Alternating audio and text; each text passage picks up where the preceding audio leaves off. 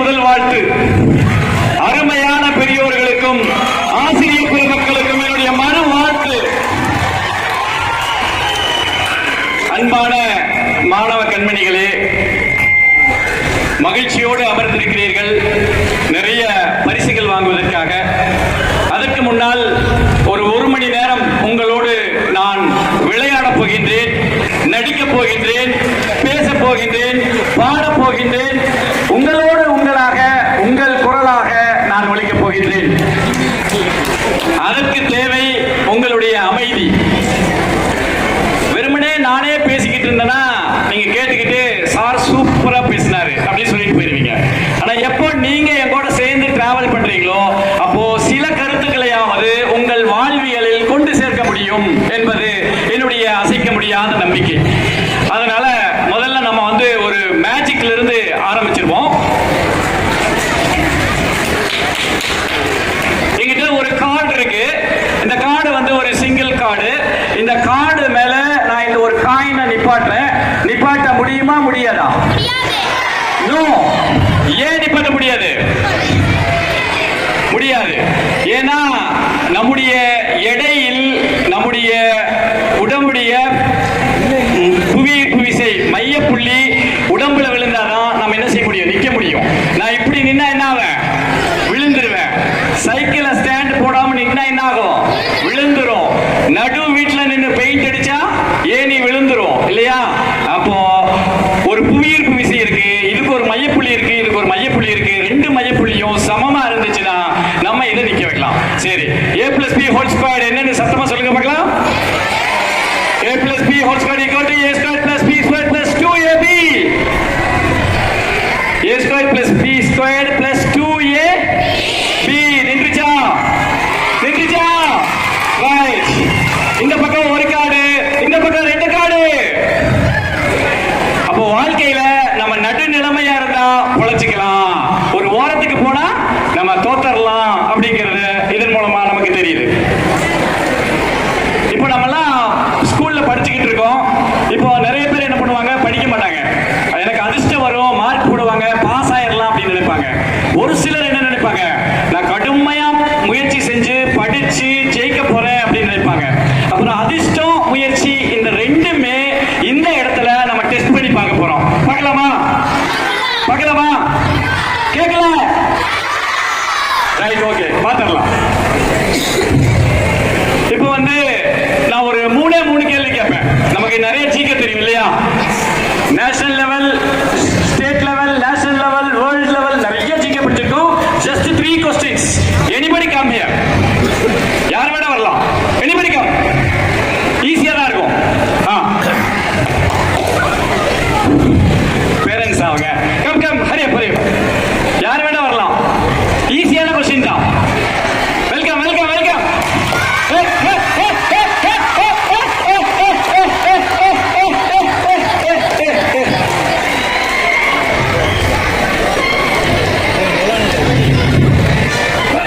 Hello அம்மா, அங்கே இல்லைங்க. நம்மளுக்கு நிறைய எக்ஸாம் இருக்கும் இல்லையா? அந்த எக்ஸாம் கஷ்டமா இருக்கும் அப்படின்னு நம்ம போக மாட்டோம். நிறைய இடங்கள்ல இன்டர்வியூக்கு பயந்துக்குவோம். ஐயோ அப்படி இருக்குமோ இப்படி இருக்குமோ நினைச்சுக்குவோம். போய் பார்த்தா தான் என்ன நடக்குன்னு தெரியும். வாங்க பார்க்கலாம். உங்க பேர் என்ன? எஸ் தன்ஷிகா. என்ன படிக்கிறீங்க? 8th. எந்த ஊர்ல இருந்து வரீங்க? காலஸ்நாதபுரத்துல இருந்து. ஓகே, நல்லா படிப்பீங்களா? ரைட், இவ்வளவுதாம்மா, முடிஞ்சிருச்சு. இங்க வந்ததுனால இவங்களுக்கு முழுசா 10,000 பைசா 100 ரூபாய் பரிசு தாங்கம்மா. தேங்க்யூ, நன்றி. போலாம். ஒரு பிக் அப்ளாஸ்.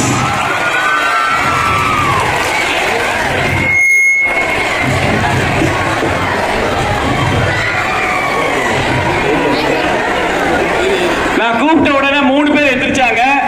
ஒருத்தர் மெதுவா எந்திரிச்சாங்க, ஒருத்தர் வேகமா எந்திரிச்சாங்க, ஒருத்தர் நகர்ந்துட்டாங்க, ஒருத்தர் ஸ்டேஜுக்கு வந்துட்டாங்க, ஒருத்தர் பாதிக்கு வந்தாங்க, ஒருத்தர் மேலே ஏறினாங்க, ஜெயிச்சுட்டாங்க. இதாங்க வாழ்க்கை. உங்களுக்கு எந்த பரீட்சைனாலும் சரி, எந்த எக்ஸாம்னாலும் சரி, எந்த இன்டர்வியூ, எந்த காம்படிட்டிவ் எக்ஸாமோ நீங்க உள்ள போனாதான் நீங்க ஜெயிக்கிறீங்களா தோக்குறீங்களா அப்படின்னு தெரியும். நம்ம உள்ளேயே போகாம அச்சோ கஷ்டமா இருக்கும், அம்மம்மா கஷ்டமா இருக்கும் அப்படின்னு நினைச்சோம்னா நம்ம ஜெயிக்கவே முடியாது. வந்தாங்க, 100 ரூபாயை ஜெயிச்சுட்டு போயிட்டாங்க. இன்னும் பிரைஸ் இருக்கு.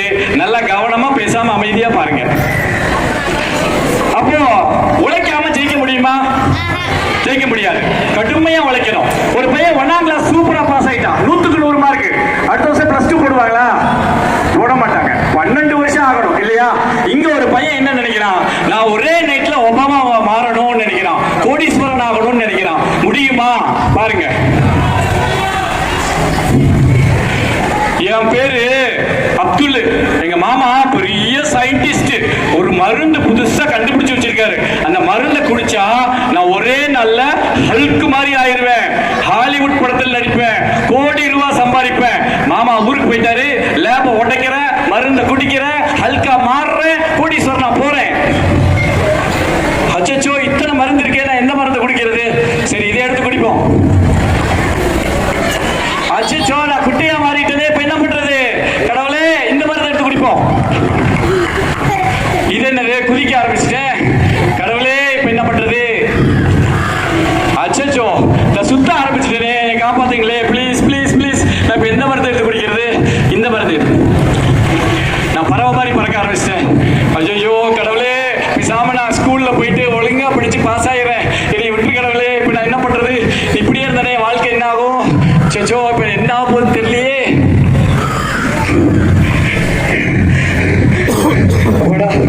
கை காலெல்லாம் நல்லா வந்துருச்சு.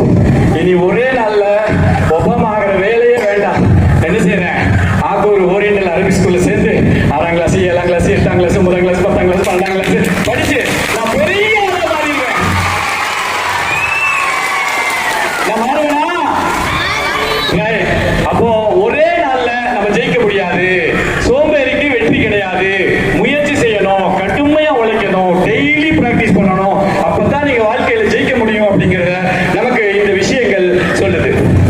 சார், முயற்சி பண்ணணும்னு சொல்லிட்டீங்க.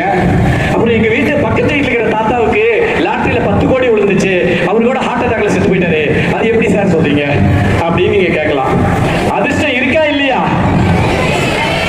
இருக்கு, ஆனா இல்ல. இருக்கு, ஆனா யாராச்சும் ஒருத்தருக்கு வரும். நம்மளுக்கு வருமா? வராது. டெஸ்ட் பண்ணிடலாமா? டெஸ்ட் பண்ணிடலாமா? யாருக்கு அதிர்ஷ்டம்? டெஸ்ட் பண்ணிடலாமா? பண்ணிடலாம். ரைட். அந்த பக்கம் மகளிருக்கு முன்னுரிமை அங்க கொடுத்துருங்க. நான் கேர்ள்ஸ் கிட்ட போயிரு. அந்த ஒரு பால் கொடுத்துருக்கேன். நான் ரெடின்னு சொன்னோடனே பாஸ் பண்ணுங்க. யார்கிட்ட வரும்போது 1 அப்படின்னு சொல்லும் போது யார் வச்சிருக்காங்களோ அவங்களுக்கு ஒரு சின்ன கிஃப்ட் இருக்கு. தம்பிங்க மாமா, இங்க முன்னாடி கொடுக்கணும். யாரும் பால் கொடுத்துருமா? யாரையும் கொடுத்துருக்கு. ஓகே, பேரண்ட்ஸா? சாரி, ஸ்டூடெண்ட்ஸ் கிட்ட போயிரு. Sorry sorry.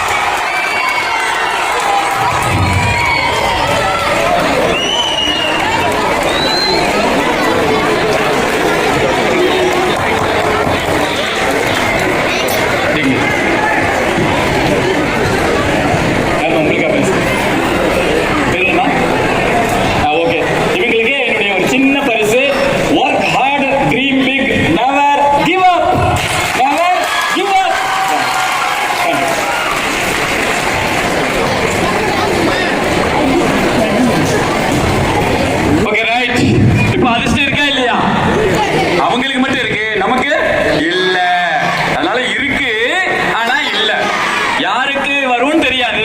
அது வரைக்கும் நம்ம உழைக்காம இருக்க முடியுமா? முடியாது. நம்ம உழைச்சிக்கிட்டே இருக்கணும். நம்ம உழைப்பை பாராட்டி நமக்கு வர்றதான் அந்த அதிர்ஷ்டம் அப்படின்னு எடுத்துக்கணும். சரி, இப்போ வந்து அதிர்ஷ்டம் பார்த்தாச்சு சார். எனக்கு அதிர்ஷ்டமே வர மாட்டேங்குது, நான் திருடலான்னு இருக்கேன் சார். திருடலான்னு கையை அடிக்குது.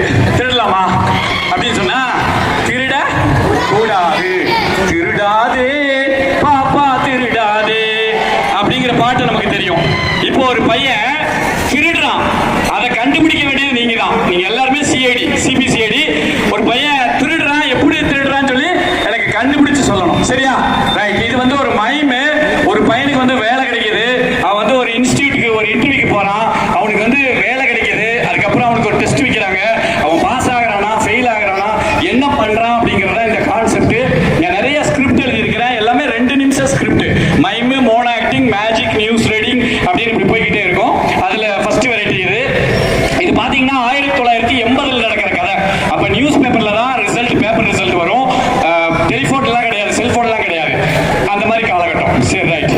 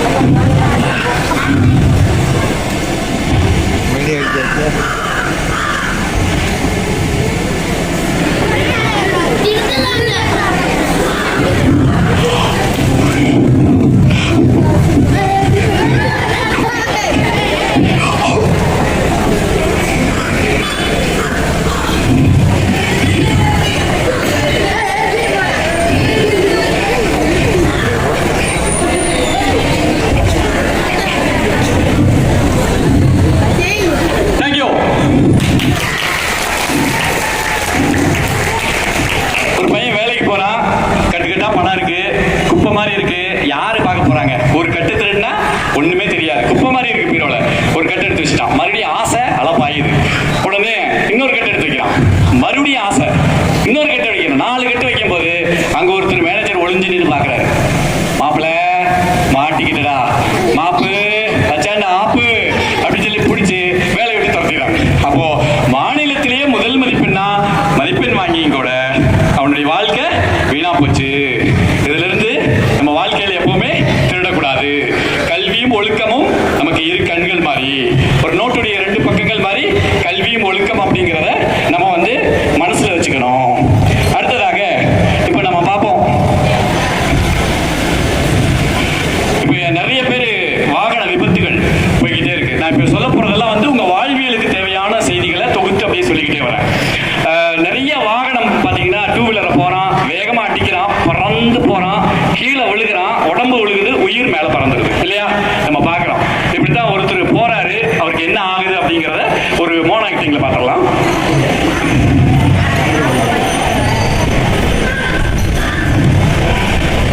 என் பேரு ஜோ. நான் வந்து சப் ரிஜிஸ்டர் ஆபீஸ்ல கிளர்க்கா இருக்கேன். நான் எப்பவுமே ஹெல்மெட் போட மாட்டேன். நான் எல்லாம் வண்டி ஸ்பீடா ஓட்டுவேன், ஆனா ஹெல்மெட்டே போட மாட்டேன். சரியா? குழந்தைங்களாம் பத்திரமா ஸ்கூலுக்கு அனுப்பி ஓரமா போ சொல்லு, பார்த்து போ சொல்லு. ரோட்ல வண்டி வாகனம் வரும், பார்த்துப்போ, நீ பார்த்து வீட்டை பத்திரமா கூட்டிட்டு. சரியா? பார்த்துப்போ. குழந்தைங்களை இவ்வளவு பார்த்துக்கன்னு சொல்லிட்டு நான் ஏன் ஹெல்மெட் போடலன்னு யோசிக்கிறீங்களா? எனக்கு ஹெல்மெட் போடுறதுக்கெல்லாம் பிடிக்காது, நான் போடவும் மாட்டேன். சரி போலாம். இன்னைக்கு அந்த 2 பத்திரத்துக்கு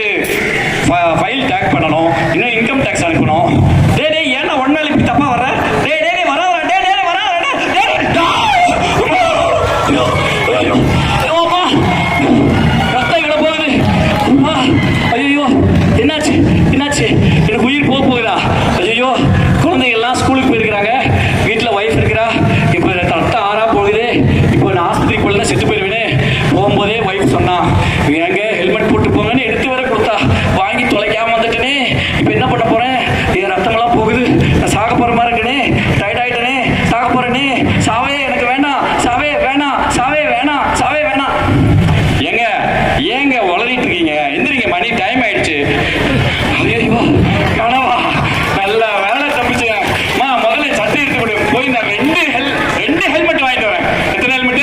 2 ஹெல்மெட் வாங்கிட்டு வரேன். இனி நம்ம குடும்பத்துல யாரு போனாலும் நம்ம ஹெல்மெட் போடாம போகவே கூடாது. எனக்கு புரிஞ்சிருச்சு, உங்களுக்கு? ரைட். இப்போ நம்ம வந்து 10th ஸ்டேட் ஃபர்ஸ்ட் ஒரு பொண்ணு ஒரு பையன் +2 600க்கு 600 எடுத்துட்டாங்க. ஒரு நாள் படிச்சுட்டு 9 நாள் தூங்கினா கிடைக்குமா? கிடைக்காது. அது ஒரு சின்ன எக்ஸ்பெரிமெண்ட்ல பண்ணி பார்த்துடலாமா? Right, okay. இதுல பெரியவங்களும் கலந்துக்கலாம், பேரண்ட்ஸும் கலந்துக்கலாம். சரி, ஃபர்ஸ்ட் வலது கை எடுங்க. யாரையும் குத்திடாதீங்க, கேஸ் ஆயிரும். வலது கை எடுங்க. இந்த வலது கையை முன்பக்கமா அப்படி சுத்துங்க.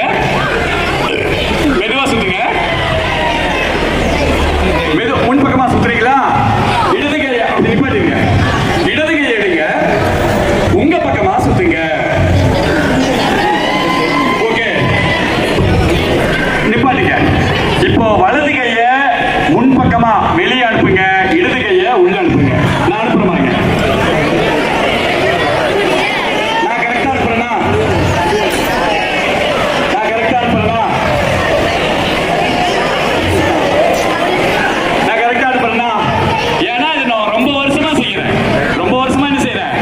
முன்பக்கம் இது போகுது, இது பின்பக்கமா வருது. ரொம்ப வருஷமா செஞ்சாதான் எந்த ஒரு செயலும் என்ன செய்யும்? கண்டினியூட்டியும் வரும். நீங்க செஞ்சு பாருங்க. நான் அடுத்தடுத்த வருஷங்கள வரும்போது நீங்க அழகா எனக்கு செஞ்சு காமிப்பீங்க. சரியா? இந்த மாதிரி இன்னும் நிறைய வித்தை இருக்கு, தொடர்ந்து பார்க்கலாம். அடுத்தது, இன்னைக்கு தம்பிகளா கொஞ்சம் அமைதியா பாத்தீங்கன்னா சூப்பரா ரசிக்கலாம். சரியா? உங்களும் விளையாட தான் வந்திருக்கேன் நான். இன்னைக்கு இளைஞர்கள் மத்தியில இருக்கக்கூடிய ஒரு மிகப்பெரிய ஒரு பிரச்சனை அப்படின்னு பாத்தீங்கன்னா, பரவக்கூடிய பிரச்சனைன்னு பாத்தீங்கன்னா, அது புகைப்பிடித்தல். புகைப்பிடித்தல், போதை வஸ்துக்களை பயன்படுத்துதல் அப்படிங்கிற பிரச்சனை வந்து இன்னைக்கு பெருசா போயிட்டு இருக்குது. இன்னைக்கு எல்லா இடத்துலயும் சாதாரணமாக கிடைக்கிறது. அதனால நிறைய இளைஞர்கள் என்ன செய்யறாங்க? புகைப்பிடிக்கிறாங்க. ஒரு சிறுவன், ஒரு மாணவன் புகைப்பிடிக்கிறதுனால என்னென்ன நடக்குது அப்படிங்கிறத நீங்களே கண்டுபிடிச்சிருவீங்க, நான் சொல்ல மாட்டேன்.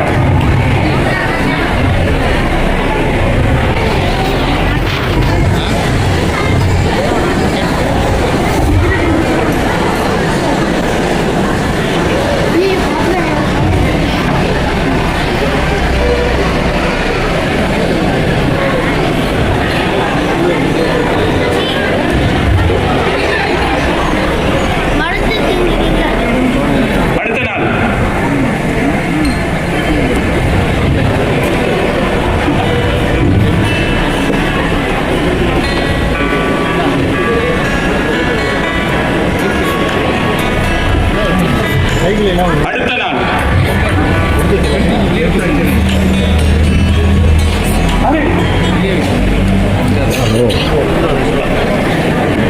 ஆமாப்பா, இங்கே முக்கியமான ப்ரோக்ராம் நடக்குது. இந்த காலம் முக்கியமான ப்ரோக்ராம் அது. அழகான ப்ரோக்ராம் அது. முடியும் ஆட்டோ எடுத்து வந்துடும். ஆட்டோ சரி ஓகே, சரி ஓகே.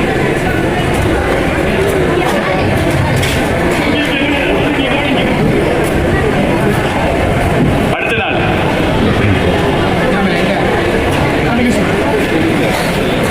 சில வருடங்களுக்கு பிறகு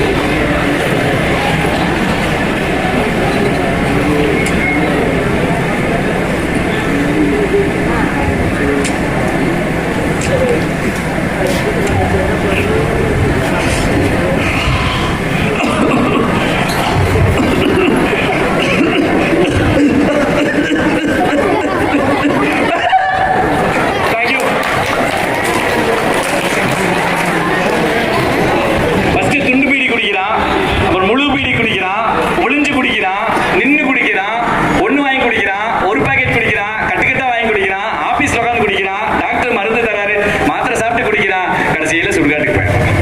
இதுதான் துண்டு பீடியில ஆரம்பிச்சது, கடைசியில சுடுகாட்டுல போய் பிடிச்சிருச்சு. அதனால ஒருபோதும் நம்ம தவறான செய்திகளின் பக்கம், விஷயங்களின் பக்கம் நம்ம போயிடவே கூடாது. சரி, நீங்க வந்து ராப் சாங் எல்லாம் வந்து டிவியில பார்த்திருப்பீங்க இல்லையா? டிவியில பார்த்திருப்பீங்க, சினிமாலாம் பார்த்திருப்பீங்க. ஒரு சாங்கை நானே எழுதினேன், இப்போ நானே பாட போறேன், நானே ஆட போறேன். சரியா? சிகரெட்டுக்காக வேண்டி, எனக்காக இல்லை. சரி. போதை நம் வாழ்வை மாற்றும் பாதை. எப்போ ஒரு மாணவன் ஒரு போதைக்கு அடிமையாகிறானோ அவன் வாழ்க்கை என்ன ஆகும்? அப்படியே மாறி போயிடும், காணாம போயிடும், இருக்காது. அது எப்படி அப்படிங்கிறத பார்க்க போறோம்.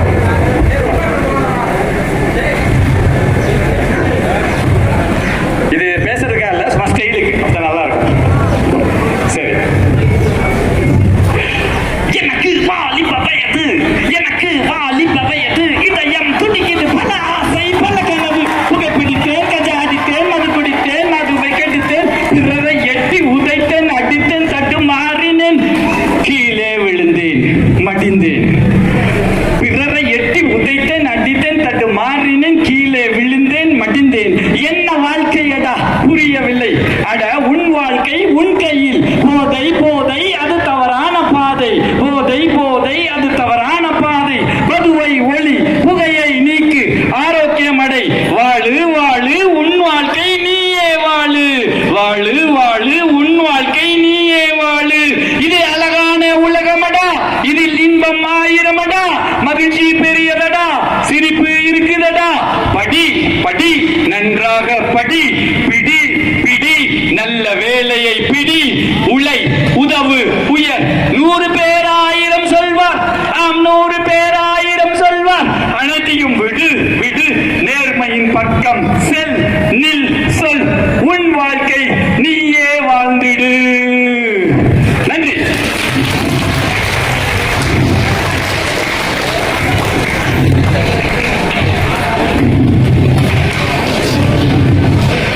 பாட்டு எப்படி இருந்துச்சு? கஷ்டப்பட்டு உங்களுக்காக எழுதி நடிச்சு பார்த்துட்டு, நான் இங்க நடிக்கிறதுக்காக 1000 தடவை ட்ரையல் பண்ணி பார்த்துருக்கேன். இப்படி விழுகலாமா, அப்படி விழுகலாமா, அப்படி பேசலாமா, இப்படி பேசலாமா, இந்த டயலாக் பண்ணலாமா, அந்த டயலாக் பண்ணலாமா அப்படின்னு அவ்வளோ தடவை ட்ரையல் பார்த்துட்டு வந்து உங்க முன்னாடி நான் பண்றேன். ரைட். அடுத்தது நம்ம வந்து ஹெட்போன், இயர்போன், ஹெட்போன் எல்லாருமே யூஸ் பண்றோம் இல்லையா? எத்தனை பேர் ஹெட்போன் யூஸ் பண்றோம்? கை தூக்கி பார்க்கலாம். மாணவர்கள் மாணவிகள் மட்டும், பேரண்ட்ஸ் வேணாம். Right, okay. இப்போ தொடர்ந்து நம்ம ஹெட்போன் யூஸ் பண்ணா என்ன ஆகும் அப்படிங்கிறது ஒரு சின்ன கான்செப்ட். ஒரு பையன் அவங்க அப்பாட்ட ஹெட்போன் கேட்டே இருக்கிறான், ஆனா அவங்க அப்பா வாங்கியே தர மாட்டேங்கிறாரு. அதனால இந்த பையன் என்ன பண்றான், அவங்க அப்பாட்ட சண்டை போடுறான், அப்பா எனக்கு ஹெட்போன் வேணும்பா அப்படின்னு. அவங்க அப்பாவுக்கு அந்த பையனுக்கு பயங்கர சண்டை. கடைசியில என்ன ஆகுது அப்படிங்கிறத பார்க்க போறோம். நம்ம ஒரு ஃபேமஸான ஒரு வேர்டு கேள்விப்பட்டிருப்போம், என் காது என் காது. அந்த கதை தான் பாருங்க. அப்பா ப்ளீஸ் பா, எனக்கு ஒரு ஹெட்செட் வாங்கி கொடுப்பா. என்னப்பா நீ? டேய் எருமாடு, வாங்கி கொடுத்தா நீ எப்ப பார்த்தாலும் பாட்டு கேட்டே இருப்பேன், உனக்கெல்லாம் நான் வாங்கி தர மாட்டேன். அப்பா காலேஜ்ல Tamil, English, physics, chemistry, biology, zoology, accounts எல்லாருமே அதில் தான் சொல்லி கொடுக்குறாங்க. ப்ளீஸ் பா வாங்கி கொடுப்பா.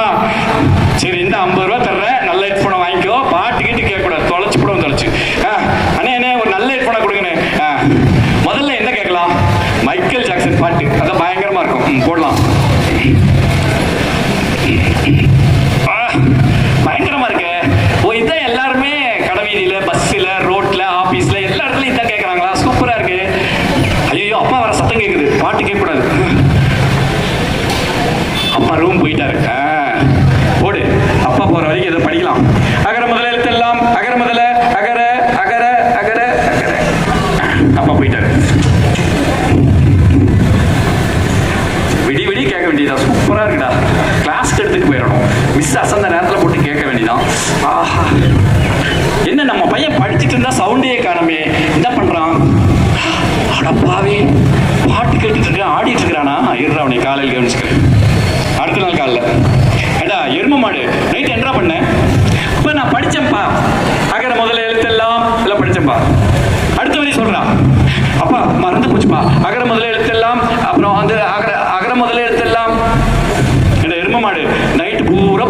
ஆடிட்டு இருந்தேன். நான் எட்டி பார்த்தேன். ஏப்பா ஒரு பையன் ரூமை எட்டி பார்க்கறது தப்பு இல்லையாப்பா? டே உனக்கு அதுக்கு தானே ஹெட்ஃபோனே வாங்கி தர மாட்டேன்னு சொன்னா. இப்படி கேட்டுருந்தா உன் காது செவிடாயிருண்டா. போப்பா ஊர்ல போய்ப்பாரு. உலகத்துல பாதி பேர் ஹெட்ஃபோன் போட்டு தான் சுத்துறான். எல்லாத்தையும் எனக்கு காதா போகுது. போப்பா வேலையை பார்த்துட்டு. நான் அப்படித்தான் கேட்பேன். எக்கேடக்கிட்டு போடா, இனிமேல் காது வலின்னு வந்து பாரு, அப்புறம் பேசிக்கிறேன். ஒரு 2 வருஷம் பையன் குளிக்கும் போது கூட ஹெட்ஃபோன் போட்டே குளிக்கிறான். அதுக்கு ஒரு கவர் மாட்டிக்கிட்டு குளிக்கிறான், பாட்டு கேட்டே இருக்கிறான். 2 வருஷம் கழிச்சு ஒரு நாள், ரொம்ப நேரம் தூங்கிட்டுமா? என்னப்பா சும்மா நடிச்சு டயலாக் பேசிட்டு இருக்கிற? வாய் திறந்து பேசுப்பா.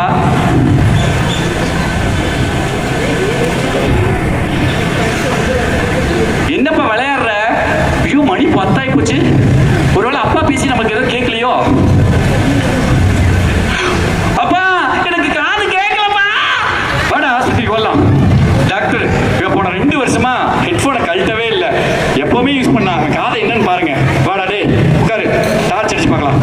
இந்த காது வழியா பார்த்தா அந்த காதுக்கு பின்னாடி இருக்கிற கேலண்டரே நல்லா தெரியுதுடா. அந்த அளவுக்கு காதை ஓட்ட பண்ணி வச்சிருக்கிறியே. ஐயா நம்ம காதுக்குள்ளார அப்பள மாதிரி ஒரு பகுதி இருக்கும், லேயர் இருக்கும். அதுல போயிட்டு நீங்க சுத்தி வச்சுட்டு டொம்மு டொம்முன்னு தட்டினீங்கன்னா காது என்னத்துக்குங்க ஐயா ஆகும்? நீங்க 1 கோடி ரூபாய் கொடுத்தாலும் உங்க பையன் காது கேட்காது. உன் காது கேட்காது, உன் காது கேட்காது. இவனை கூட்டிட்டு போங்கயா. டேய் படிச்சு படிச்சு சொன்ன கேட்டியாடா? இப்ப பாரு அவன் காது கேட்காது, உனக்கு சொன்னாலும் புரியாது. வாடா வீட்டுக்கு போலாம். இவனுக்கு புரியவே இல்லை, காதை தொலைச்சிட்டான். உங்களுக்கெல்லாம் ரைட்.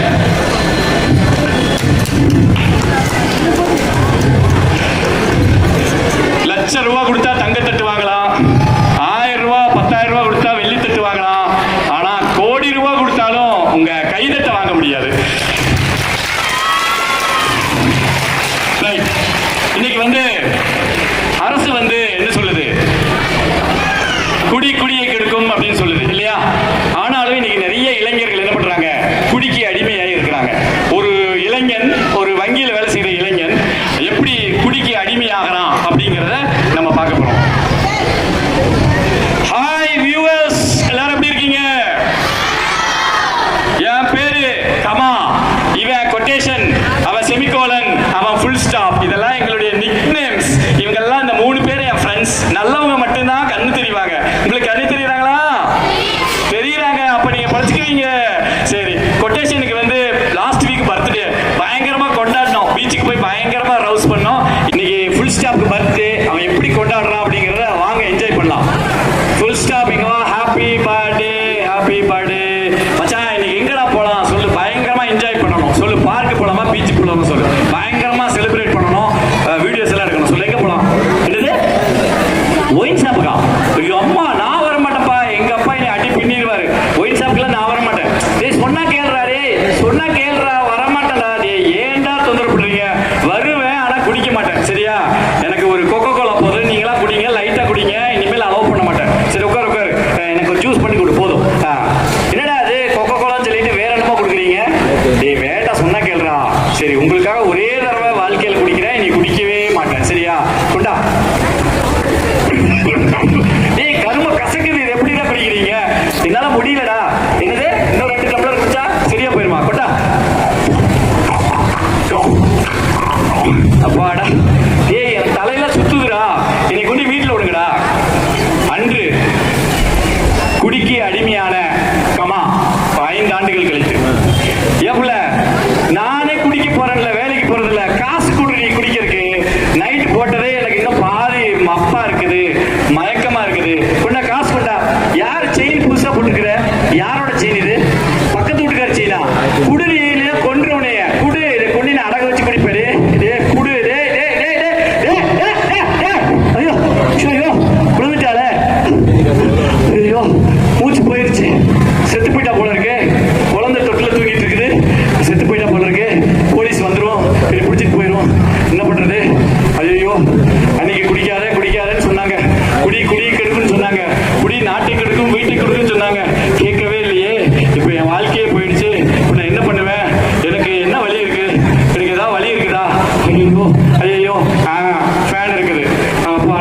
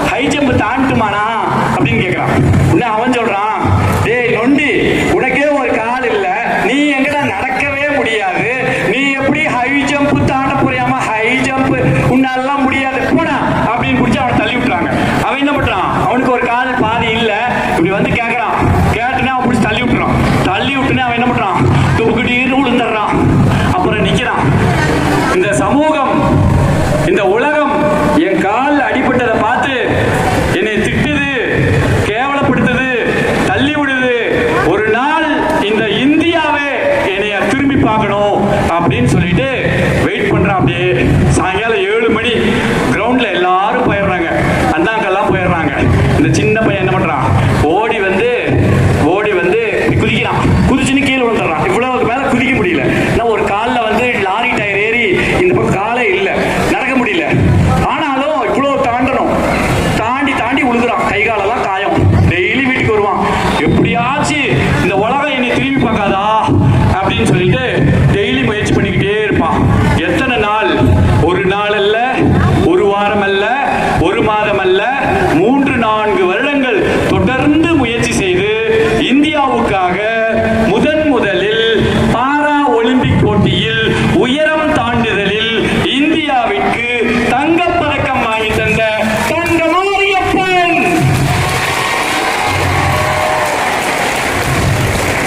அவர்னால நடக்க முடியாது, இப்படி நிக்க முடியாது, இப்படித்தான் நிக்க முடியும். அப்படி இருந்து கூட அவர்னால சாதிக்க முடியும்னா நம்மால ஏன் சாதிக்க முடியாது? கடினமான உழைப்பு, கடினமான முயற்சி தொடர்ந்து செஞ்சுக்கிட்டே இருக்காரு. இன்னைக்கு இந்தியால ஏதோ ஒரு கடைக்கோடியில நம்ம பேசுறோம் தங்கமாரியப்பன். இந்திய வரலாற்றுல பேர் எழுதிட்டாங்க. பாரா ஒலிம்பிக்ல first gold medal for India Mister Thangamariappan from Tamil Nadu அப்படி எழுதியிருக்காங்க. அப்ப எவ்வளவு பெரிய முயற்சி இருக்கணும், எவ்வளவு கஷ்டம் இருக்கணும், எவ்வளவு வலி இருக்கணும், எவ்வளவு வேதனை இருக்கணும்.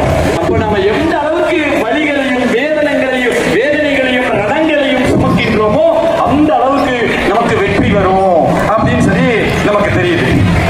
அப்ப நீங்க எந்த படிப்பு படிச்சாலும் நீங்க அரசு வேலைக்கு போகும் பொழுது உங்களுக்கு பொது அறிவு கேட்பாங்க. அப்ப பொது அறிவு கேட்கணும் அப்படின்னு சொன்னா நம்ம என்ன செய்யணும்? தினமும் நம்ம செய்தித்தாள் வாசிக்கணும். நம்மளை சுத்தி என்ன நடக்குது அப்படிங்கிற விஷயங்களை நம்ம என்ன செய்யணும்? டெய்லி நம்ம பார்க்கணும். சரி, இப்ப பார்ப்போம்.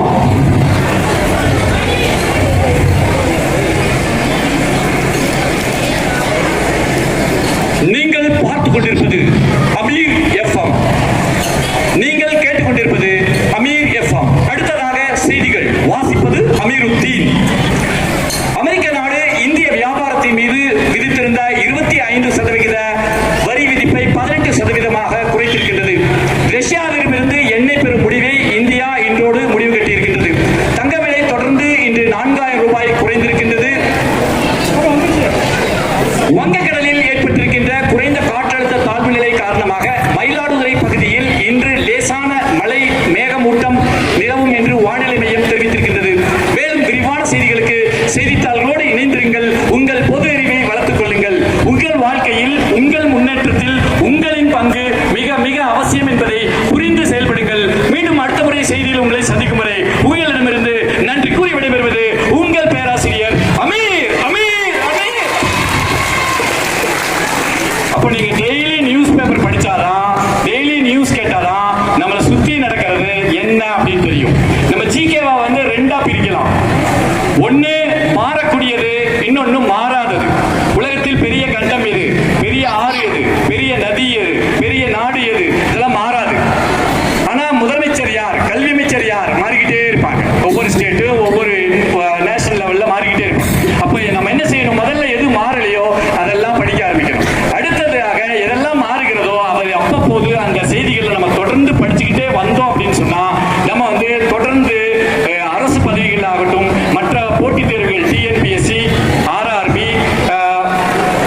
UPSC, இது போன்ற பல போட்டித் தேர்வுகள் இருக்கிறது.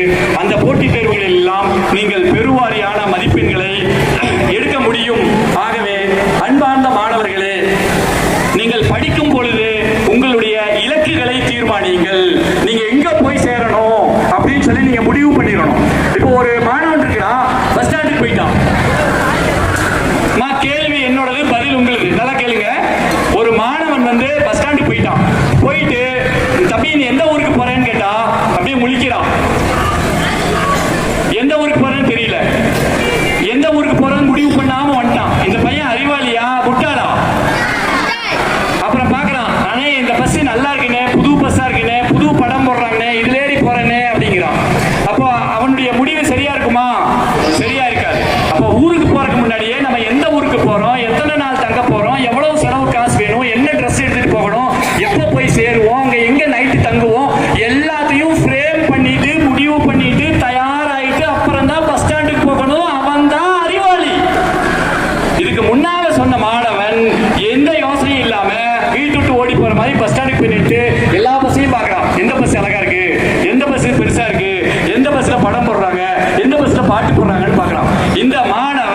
முட்டாள். அப்போ முடிவு செய்துவிட்டு நாம் பேருந்து நிலையத்திற்குள் செல்ல வேண்டும். அதை போலதான் உங்களுடைய படிப்பு. நீங்க பிளஸ் 2 முடிச்ச பிறகு நீங்க டாக்டர் ஆகணுமா, இன்ஜினியர் ஆகணுமா, இல்ல அரசு வேலைக்கு போகணுமா, நீங்க என்ன துறையில நீங்க சாதிக்கணும் அப்படின்னு நினைக்கிறீங்களோ அந்த துறையை நீங்கள் முடிவு செய்துவிட்டு அதை நோக்கி பயணிக்க வேண்டும். அப்பொழுதுதான் உங்களுக்கு வெற்றி எளிதில் கிடைக்கும். அப்போ நான் வந்து ஜமால் முகமது கல்லூரியில தமிழ் பேராசிரியராக கடந்த 7 வருடங்களாக இருக்கிறேன். நான் வந்து கல்லூரிக்கு போயே படிக்கல. உங்களால நம்ப முடியுதா? உங்களால நம்ப முடியுதா? கேட்கல. ஏன்னா நான் காலேஜுக்கே போகல. நான் பிளஸ் 2 படிச்ச பிறகு மதரசால ஒரு 5 வருடம் ஓதக்கூடிய வாய்ப்பு கிடைச்சது. 5 வருடம் ஓதிவிட்டு அதுக்கப்புறம் அரபி மொழி ஆசிரியராக பள்ளிக்கூடங்களில் பணிபுரிஞ்சேன். அப்புறம் ஒரு பள்ளிவாசல்ல அஜரத்தாக அரபி ஆசிரியராக பணிபுரிஞ்சேன். அப்போ நான் நிறைய எக்ஸாம் எல்லாம் எழுதிட்டு இருந்தேன். டிஎன்பிசி எக்ஸாம் எல்லாம் ஒரு 20 எக்ஸாம் எழுதிட்டேன். என்னால பக்கத்துல போக முடியல. அப்போ யாராவது படிக்கணும்னு ஆசை இருந்துச்சு. ஆனா காசு இல்லை.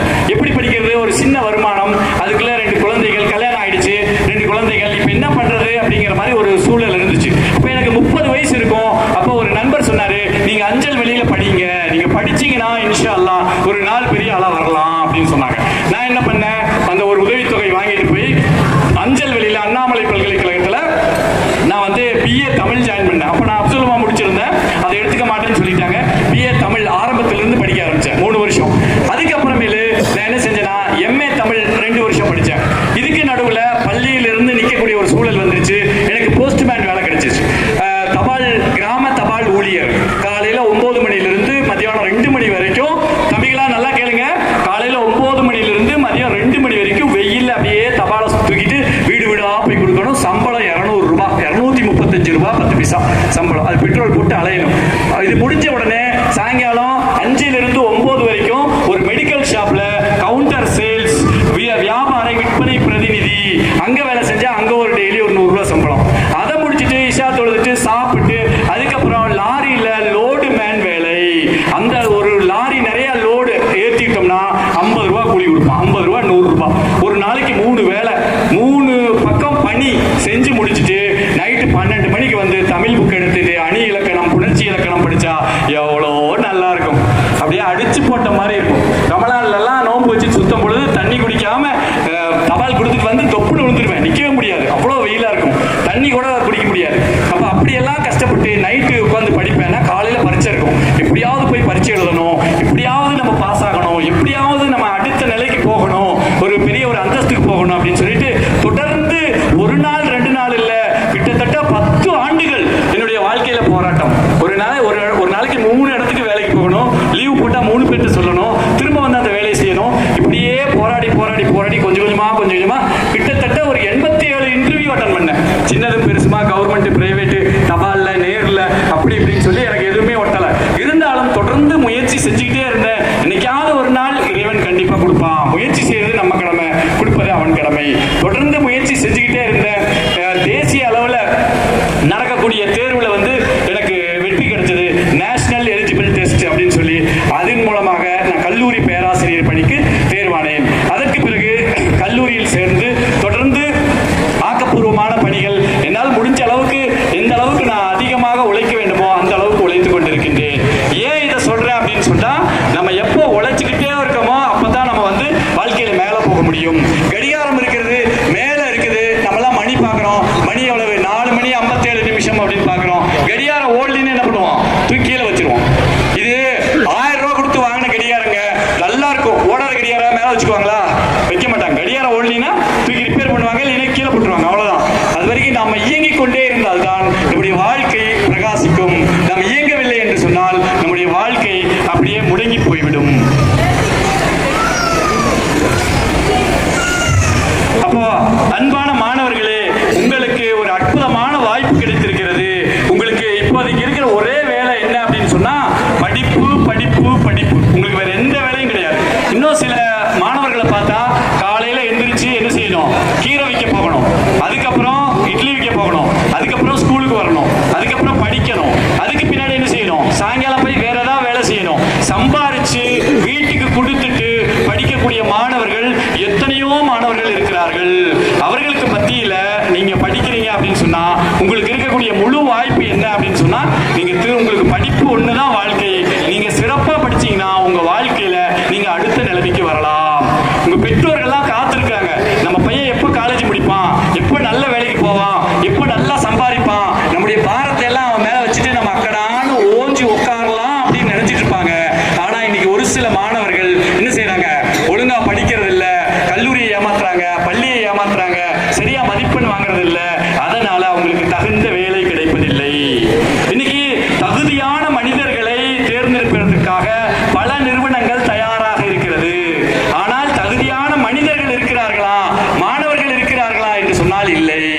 ஒரு 100 பேர் பிகாம் படிச்சுட்டு வர்றான், நீ டைப்ரைட்டிங் முடிச்சியா, லோயர் முடிச்சியா, ஹையர் முடிச்சியா, ஷார்ட் ஹேண்ட் முடிச்சியா, நீ இங்கிலீஷ் ஹையர் லோயர் முடிச்சியா அப்படின்னு கேட்டா அவன் எதுவுமே படிக்கிறது இல்லை. ஒரு டேலி தெரியுமா, ஒரு ஜாவா தெரியுமா, ஒரு பைத்தான் தெரியுமான்னு கேட்டா எதுவுமே தெரியறது இல்லை. அப்ப எந்த ஒரு ஸ்கில், சாஃப்ட் ஸ்கில் இல்லாம, எந்த ஒரு நாலேஜ் இல்லாம நான் வந்து பெரிய வேலைக்கு போகணும், நான் நிறைய சம்பாதிக்கணும் அப்படின்னு நினைச்சானா நிச்சயமா அவனால பண்ண முடியாது. ஆக இன்னைக்கு ஒரு சில மாணவர்கள் என்ன செய்யறாங்கன்னா தங்களுடைய பெற்றோர்களை ஏமாற்றி கொண்டிருக்கிறார்கள். நான் எல்லாம் படிக்கிறேன்பா, நல்லா படிக்கிறேன்பா அப்படின்னு சொல்லுவாங்க. ரிசல்ட் வந்த போது பார்த்தா அவங்களால சரியாக தேர்வு முடிவுகள் வராது, அவங்களுக்கு நல்ல வேலை வாய்ப்புகள் கிடைக்காது.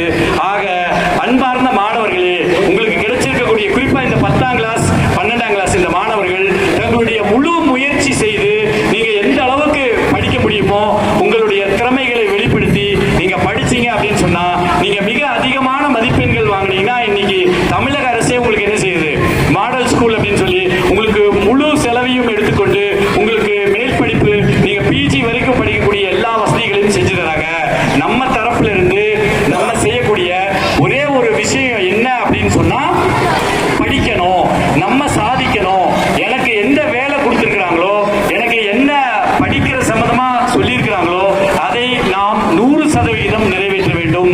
நாம் முழுமையாக நம்முடைய பங்கை நிறைவேற்றிவிட்டால் வெற்றி என்பது என்ன செய்யும், தானா நம்மளை நோக்கி தேடி வரும். தம்பி கடைசியா ஒரு 4 நிமிஷம் 5 நிமிஷம் இப்ப நான் வந்து நிறைய விஷயங்கள் சொன்னேன் இல்லையா, நிறைய உங்களுக்கு நான் நடிச்சு காமிச்சேன், பேசி காமிச்சேன். யாராவது ஒருத்தர் வந்து ஒரே நிமிஷம் நான் என்ன சொன்னேன்னு சொல்ல முடியுமா? Just feedback. I want a feedback. யாராவது ஒருத்தர் தைரியமா வரலாம். ஹரியா ஹரியா.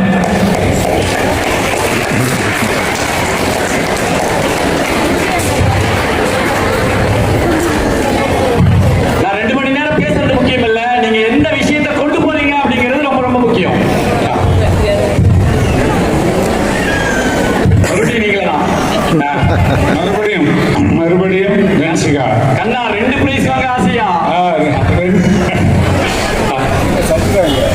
சார் என்ன சொல்ல வந்தாங்கன்னா நம்ம வந்து நல்லா படிக்கணும், நம்ம வந்து எந்த தப்பான விஷயத்துக்கும் போகக்கூடாது. அண்ட் தென் நம்ம படிக்கிற கான்செப்ட் மட்டும்தான் நம்ம மைண்ட்ல இருக்கணும். அதுக்கப்புறம் நம்ம எந்த விஷயத்துலையும் தப்பான முடிவு எடுக்கக்கூடாது.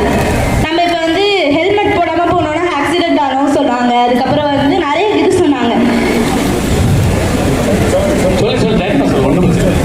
உங்களுக்கு தெரிஞ்சே சொல்லலாம், தப்பு கிடையாது. பயப்பட வேண்டாம். அப்படியே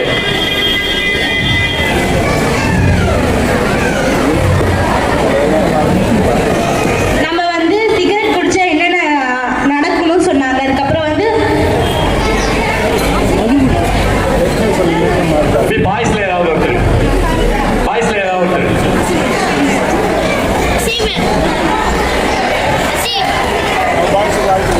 தேங்க்யூ. நன்றிமா, நன்றிமா. வாங்க சீக்கிரம் வாங்க. அவங்க சொல்லியிருக்காங்க, சொன்னது தவிர அது இருந்தாலும் பரவாயில்ல, சொன்னது தவிர எக்ஸ்ட்ரா இருக்கு தகவல் சொல்லுங்க பார்ப்போம். இவங்க நல்லதா நிறைய இது சொன்னாங்க. அதே மாதிரி போதைப் பொருள் யூஸ் பண்ணக்கூடாது, சிகரெட்டு, இந்த சரக்கு அது மாதிரி எதுவும் ட்ரிங்கிங் அது மாதிரி எதுவும் குடிக்கக்கூடாதுன்னு சொன்னாங்க. அதே மாதிரி படிப்பில் எவ்வளோ ஃபோக்கஸாக இருக்கணும், எப்படி படிக்கணும், எப்படி நல்லா படிக்கணும்னு சொன்னாங்க. அப்புறம் ஆக்டிங்லேயே நிறைய இது எல்லாத்தையும் சொன்னாங்க. எதுவும் பயப்படக்கூடாது, துணிச்சலாக நம்ம எல்லாம் செய்யணும்னு சொன்னாங்க. ஓகேம்மா, சூப்பர் சூப்பர்மா, சூப்பர்.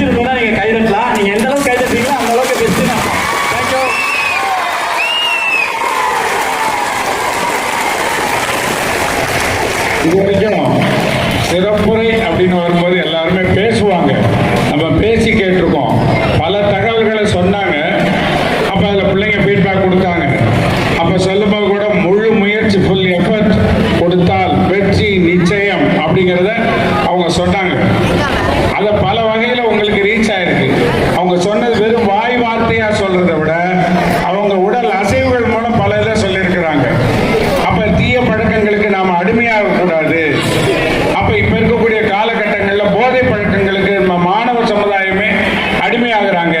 ஆனா இந்த நேரத்தில் இந்த இடத்துல நாங்க ஒன்று சொல்ல விரும்புகிறேன். எங்கள் பள்ளி மாணவர்கள் தீய பழக்கத்திற்கு அடிமையானவர்கள் அல்ல. இங்க அந்த மாதிரி பிள்ளைங்க யாருமே கிடையாது. ஆனா சமுதாயம் இப்ப சீரழிஞ்சுக்கிட்டு இருக்கு. ஆனா எங்களுடைய மாணவ சமுதாயம் சிறந்த மாணவர்கள் இந்த நேரத்தில் நான் பதிவு பண்ண விரும்புகிறேன். அதே நேரத்தில் முயற்சி திருவினையாக்கும். எங்கள் மாணவர்கள் அனைவரும் முயற்சி செய்து கொண்டிருக்கிறார்கள். அந்த முயற்சிக்கு முழு ஒத்துழைப்பாக எங்களுடைய பள்ளி ஆசிரியர்களும் நிர்வாகம் எங்களுக்கு தொடர்ந்து முழு ஒத்துழைப்பு கொடுத்து கொண்டிருக்கிறது என்று இந்த நேரத்தில் கூறிக்கொண்டு, மிகவும் அருமையாக இருந்துச்சு. ரொம்ப நாளாக ரொம்ப ரசித்து பார்த்தேன். பேசுகிறதோட அவங்களுடைய மோனோ ஆக்டிங், அதில் மைமிங் சொன்னாங்க. நிறைய ஆக்டிவிட்டிஸ் நிறைய இருந்தது. மேஜிக் தந்திரம் இருந்தது. அதை விட யார் முதல்ல வர்றாங்க, முதல்ல துணிச்சலாக வர்றாங்க, வேற ஒண்ணுமே இல்லை, துணிச்சலா வரணும். அந்த முதல்ல யார் முதல் மேடை ஏறணும் அப்படிங்கிறதுக்காக வந்தாங்க. வந்த பிள்ளைக்கு பரிசு கிடைச்சு. அதனால யார் முயற்சி செய்கிறார்களோ முயற்சி அடையார், இகழ்ச்சி அடையார் என்பதை மிகவும் தெளிவாக கூறிய சில கருத்துக்களை சொல்ல விரும்புறாங்க. அதை இப்ப கேட்டு சொல்லிடுவாங்க. மிகச் சிறப்பான இந்த மேடையை எனக்கு கொடுத்து அழகு பார்த்த இந்த பள்ளியுடைய தாளாளர், செயலாளர் மற்றும் நிர்வாக குழு உறுப்பினர்களுக்கும், முதல்வர், பள்ளி தலைமை ஆசிரியர், என்னுடைய நண்பர் இனாமுலசன் மற்றும் அரபித்துறை மற்றும் அனைத்து ஆசிரிய பெருமக்கள் அனைவருக்கும் என்னுடைய இதயம் நிறைந்த நன்றி உரித்தாக்குகின்றேன். நன்றி, நன்றி, நன்றி.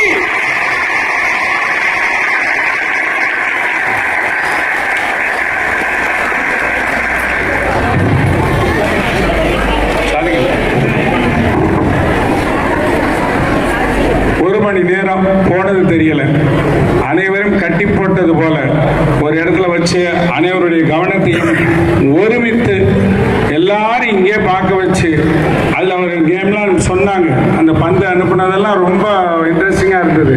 அப்போ கவனம் தான் வேணும். லக்கு யாருக்கு இருக்கோ, அதிர்ஷ்டம் யாருக்கு இருக்கோ அப்படின்னு மிக தெளிவாக பேசிய, உங்களுக்கு எல்லாம் மனதில் பதிய வைத்த ஜமால் முகமது கல்லூரியின் உதவி பேராசிரியர் அமீரின் அவர்களுக்கு பள்ளியின் சார்பாக நம் பள்ளியின் தாளாளர் அவர்கள் மரியாதை செய்வார்கள்.